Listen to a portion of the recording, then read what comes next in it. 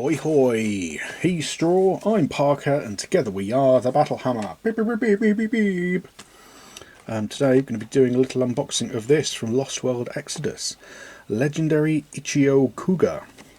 You may remember, a little while ago, I unboxed the Pride of the Necomata box set for Lost World Exodus / Wild West Exodus. And this is related to that. In fact, Ichiko Kuga is one of the models in that box. She had a little schnarf. I'll show you in a moment once I've got the two models next to each other. And this is the legendary version of her. You can't use them on the same force because they count as being unique, so you can use one or t'other.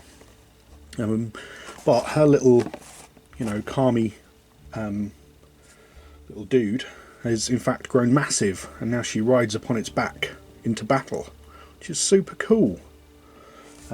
So I'm going to unbox this, and then once I've done that, I'm going to put it together so you can see what it looks like all built up. And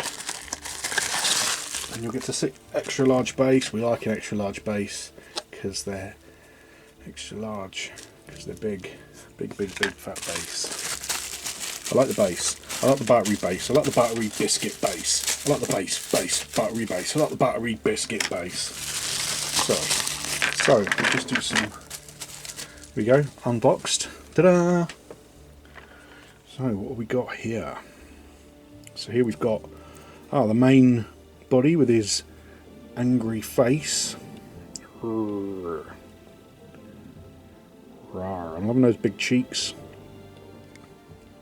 Gives that kind of tiger vibe with those kind of, not jowls, but like a tiger's got a larger face than a lion or a leopard or whatever. Lovely texture for the fur. Big contact points for glowing goodness. And then we've got the back side of it, as it were, because you can see the legs there. More lovely fur texture. Oh, and there's the that's the weapon she had. Ichiko Kuga non-legendary version has got that weapon. I'll show you once they're built, the comparisons between the two. We've got a big meaty front paw. This will go on there-ish. I really like the big models from War Cradle. The detail's lovely. They go together great, and they're just proper, chunky beasties. And we've got the other side again, lots of lovely fur texture. I really like that you've got the difference between furs, if you see what I mean. Like, you've got this short fur here. Let's zoom in just a smidge so you can see a little better. There we go. Oops. You've got kind of the standard short fur texture, which is just the skin with some texture kind of built in. And you've got this kind of mid-length fur. And you've got this kind of really long, jaggedy fur. You've got the same on here as well. You've got the kind of, the belly fur compared to the face fur, compared to the big wadded back fur. I like that. Just gives lots of different textures to the model. We've got a lovely little facey face. Some cool hair. And another thing I like about the models from War Cradle is the bigger models do have chunky textures, but it doesn't mean that the smaller parts, like the little face, the textures of the ears and everything else, are really fine. It's a nice contrast again against the big chunky model versus the rider being more kind of delicate.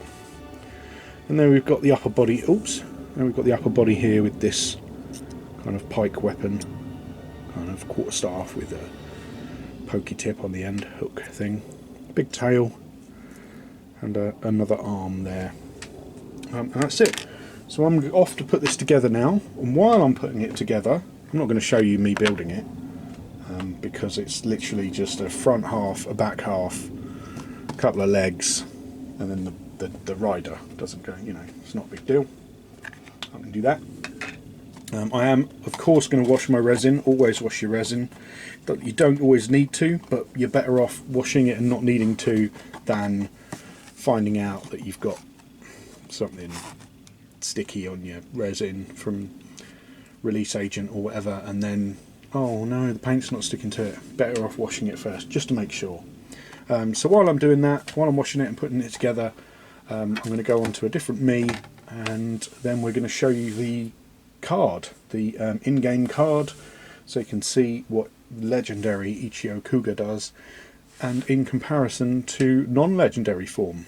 So over to me. Thank you, me. So as you can see, we've got Ichiko Kuga legendary version card up on the screen. I'm not going to read the whole card because you can read it all and check it out on the Wildwest Sections website.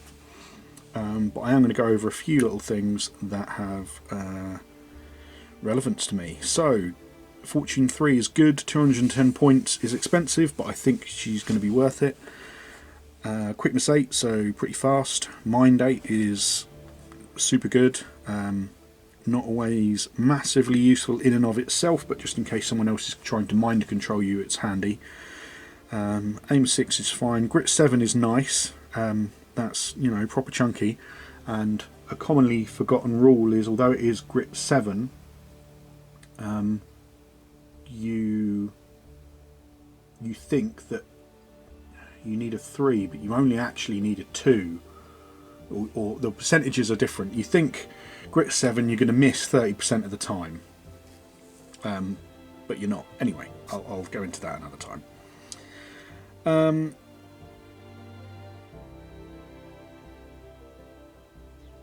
Is that right? Hitting on a 3, missing on a 2 and a 1. So yeah, you think you're going to miss 30%, but you actually only miss 20%. Anyway, so Frenzied Attack is nice. Pierce -4 with special and brutal. Only do it once per turn because of special, but brutal means you get 2 hits instead of 1. And Fight 7 means you're probably going to hit. And then the Necomata and the Munbaredo is the thrown weapon, the circle of death, as it were. On the common rules, we've got Metal Unstoppable, Largesse, Elite, Prodigious, and Surefoot. Unstoppable is actually really nice. You can barge through people and pretend like you're a vehicle and shove stuff out of the way and perform ramming attacks, which is super good.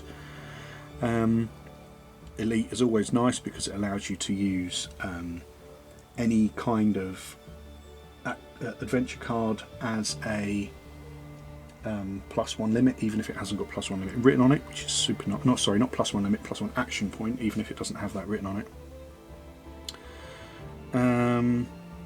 Arcane Mastery. Once per turn, during its activation, this unit may use the value of its mind attribute instead in place of any one attribute value except limit. So any of those other stats, you can use your mind as well once per turn. Portal Mastery allows you to throw portals down. Underboss is nice because it's a face model, so that's like a hero model effectively, but you can add 20 points and it counts as a boss and gains +1 fortune, so Fortune 4. So that's pretty good, being in charge.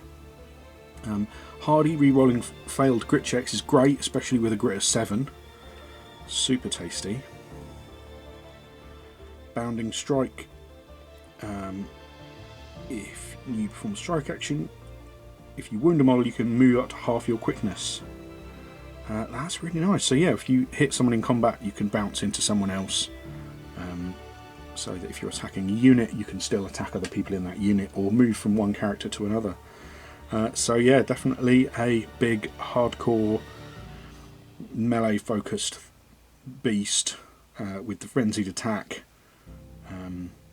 Fight 7, super tough with the Grit 7 and the Hardy. Plenty of fortune. Yeah, nice centerpiece to your Necomata models if you want to go that way. We like it a lot. Now I'm just going to compare with the standard Ichiko Kuga, non-legendary version. Obviously it's on a smaller base. And we're less tough But we do have Invigorate, so you can give people +1 modifier to their limit. You've got Totemic, so you can put totems down. So a bit more of a all-rounder rather than a solid beast mode model. Okay, so over to me, having put her.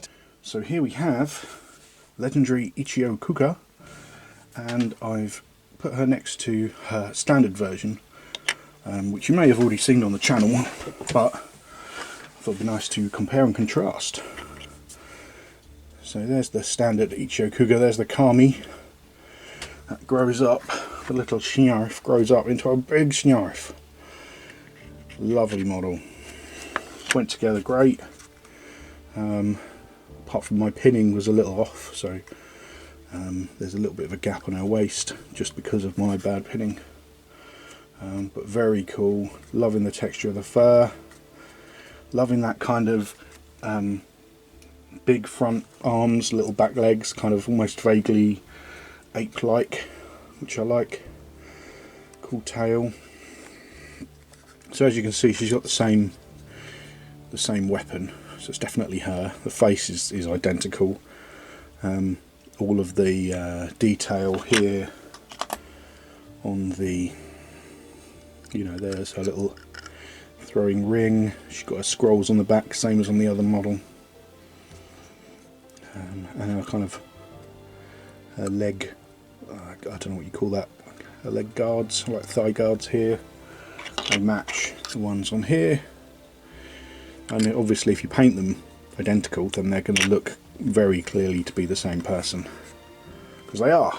The head, as you can see, is pretty identical. I mean, that's the advantage of doing these on computer with computer assisted design, is that you can, you just, obviously it's not as easy as just moving a model leg wise, but you can take the same basic sculpt and adjust it.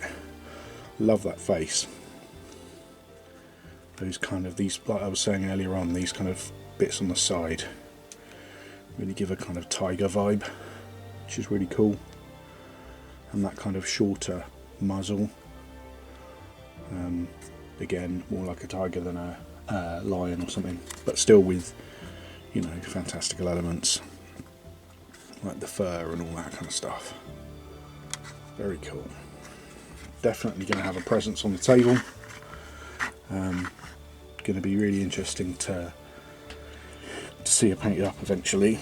I mean, me, I've got a pile of shame big as anything else, so I'll do a quick spin and sign off. Here we have legendary Ichiko Kuga astride her mighty mount, ready to bite off faces and poke people with her pokey stick.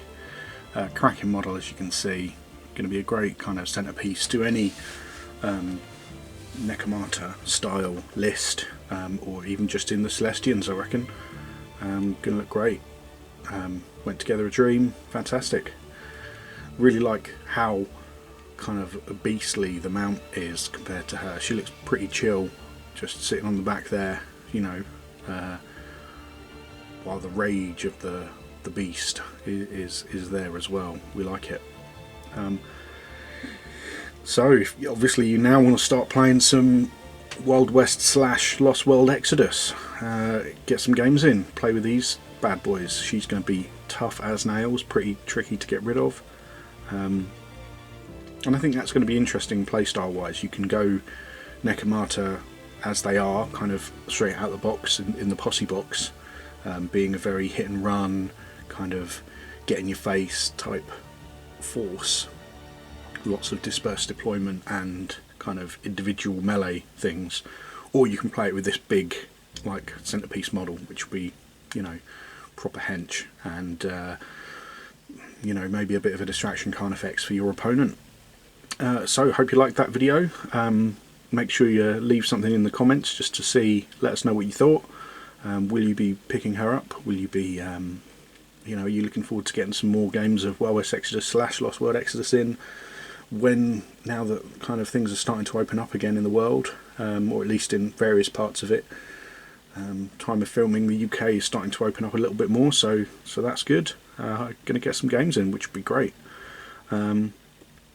So if you want to help out the channel, we've got various things you can do. There's affiliate links, there's a Patreon campaign we've got in the comments down below, so if you want to join as little as $1 a month, we'd really appreciate that. It'd be massive help to us. You know, we don't do it for the money, but it takes money to do, as they say. But if you do nothing else today, make sure you do this one thing. Don't forget to like and subscribe if you liked it and want to subscribe. If you don't like it and don't want to subscribe, you don't have to like and subscribe, but we would like it if you liked and subscribed. And until next time, stay hammered.